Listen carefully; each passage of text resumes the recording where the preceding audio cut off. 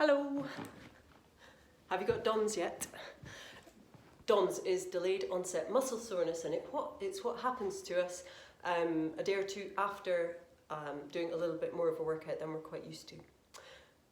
What it represents, as we keep being reassured, it's not a problem, it's your muscles breaking down and then coming back stronger.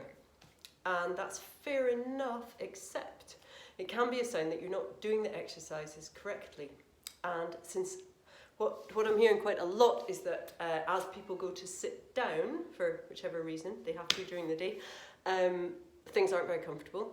I'm going to look at squats today because I think that I can offer something to help you do those more efficiently, more correctly, and therefore less painfully, which is nice. 3 things to show you, again, rule of 3. I'm going to show you how to do the correct forward bend in a squat. I'm going to show you how to check how your legs are tracking as you do a wide leg squat in order that you won't put stress on your knees. And then I'm going to have a little look at the lunge, which is the whole bag of tricks. Right, so this follows on quite nicely from the original, from the first kind of basic do anything exercises that I posted just a couple of days ago. So maybe if you haven't had a look at those, do so before you actually go through this. But they end up, you're in neutral cat, so shoulders over your wrists, you had your knees underneath your hips, and you had ended up exhaling, then you ended up on your forearm, and you were exhaling back, and kind of posting your tailbone through a letterbox. That was all very nice. So if you've finished that set, then what you can do is just bring yourself up onto your knees and sit in a kneeling position, which hopefully isn't a problem. Then take your knees a little bit wider and your heels a little bit wider. Still, your heels should actually still be touching the outsides of your thighs. And then sit down in between your legs, if you can. And what this lets us do is kind of mimic the squat, but without the legs and without the weight going down through our ankles and knees.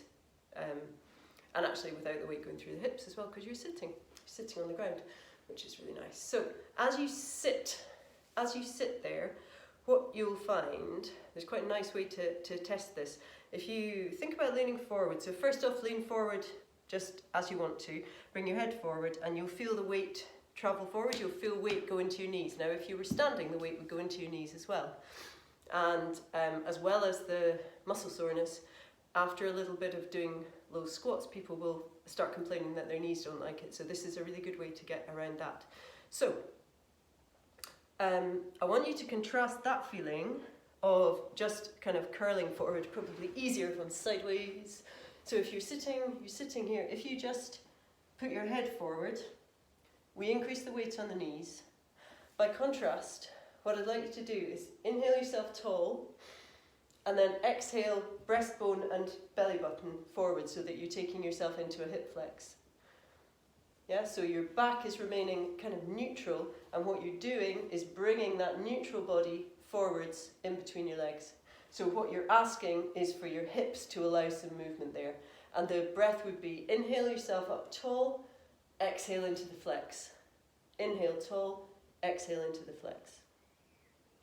A good way to test what's happening here is that when I'm doing this correctly, so hope I am, when I'm doing this correctly, I can lift myself level with my hips.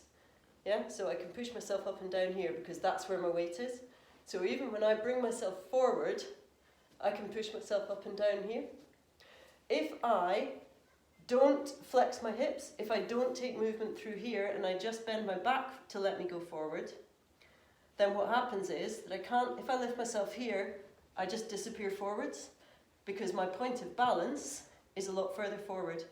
And that's a really good way to test whether you've got this or not. So as you're sitting there, see where your hands would be to pick yourself up, because that's a really good objective measure Can you still have your hands here and lift yourself up?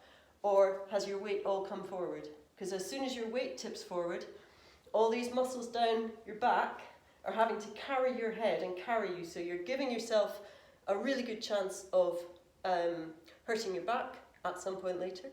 And you're giving yourself a really good chance of your knees complaining about the exercise. So you breathe up, breathe in, up, exhale forwards, and all the time you're lifting the breastbone up, and you should be feeling it in the groin, really. Good, so that's that one. So you can get yourself to where you would be, then push yourself upwards. And that lets you, now I suppose you can try out your squat. And what's going to happen is, instead of folding forward, you see quite a lot of people kind of not working enough here. So the squat becomes an exercise here, which stresses the knees and uses your quads a lot. What would be great is if you can go for if you can let your backside and your hips float back, then you keep your weight back, and your head and neck have a much easier time. And you're actually using deeper muscles, stronger muscles, so you can sit there for a lot longer without anything complaining. So it's kind of a pose position, I suppose. Right, that's the forward one. I was going to look also at the wide leg squat, which the risk of that is that as you take your legs wide and you're dancing around, you take your legs wide, you jump down. The risk is that you take your legs wide and you don't do anything to compensate at the hips. So what happens is that you, as you go down, can you see the weight has all ended up on the inside of my feet here, and actually the weight has ended up on the inside of my knees. You can test this really nicely by pressing, just stand where you are, press outward, nothing, press inward, and I can't withstand that because my knees are not strong. So they're ready, all the pressure is going into the inside of my knees there, because that's not a safe way to be. So if instead, when you look for the wide-legged squat, you make sure that each knee gets turned out as far as you can, and no further, yeah? So you find yourself a place and your feet track out the way as well. You're always keeping an eye on the knee tracking over the ankle as much as you can. If you can get to there with the wide-legged squat and go down with the knees out the way, then as I press that way, I can withstand anything, because the pressure through the knee is effectively neutral. Although it's bent, it's strong, it's in a strong position, and that's much, much safer. So you need to, all the exercises that he does at the beginning with going down onto one leg, stretching out through the other one, you need to be really sure that you're just pressing that knee out the way as you go into it, and then as you hunker down for a wide leg squat, be pressing out the way, and then thinking about all the work we did with keeping your breastbone up as well, and then you're nice and safe. And of course, unless you've been in one of my classes, but then be lifting your toes, it lifts the arch, and it makes you really nice and strong. Super. So that's the squat forward, it's the squat out the way. The other thing, a little hack for doing the lunges. Big risk with the lunges is that we end up, we go down, we're being super keen, we throw ourselves, because everything's happening at speed, we don't have time to think about it, which is the way that we get through the whole thing, by just not thinking about it. Anyway, so you end up with the knee way over the ankle, and as you bounce down there, all of your weight is coming down behind your shin, and your quads and your knee are having to catch you, yeah? That puts a load of strain on this, and it's not that pretty. So when you end up like this, everything's sort of laden. There's just one little thing I wanted to say about the lunges. So when we do, the reverse lunges are a lot are safer, I think.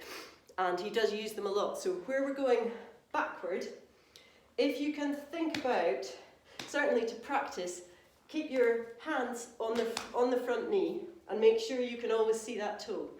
So as you go back, what's happening is that you're keeping your weight over the back leg, and the back leg can do kind of anything it wants, because it's not loaded, it's there, and then I can play around with what I do once I'm down there. Yeah? So as you go back, think about keeping your chest forward, keep your weight forward, and the easiest way to do that is to cross your hands on the front knee before you send the other one back. And if you can do that, then you're going to get a much more controlled travel into your lunge. And then if you want to go into the squat afterwards, so be it, and then you can go, and then he goes back to the other one, and you can do that all safely. Is that all I wanted to say about lunges? Well, that's all I'm going to say about lunges today. So look, I hope that's helpful. I'll see what else comes to mind. If there's other stuff you want, just let me know. If you want any actual advice, then obviously just get in touch. But otherwise, stay healthy, stay safe, stay home.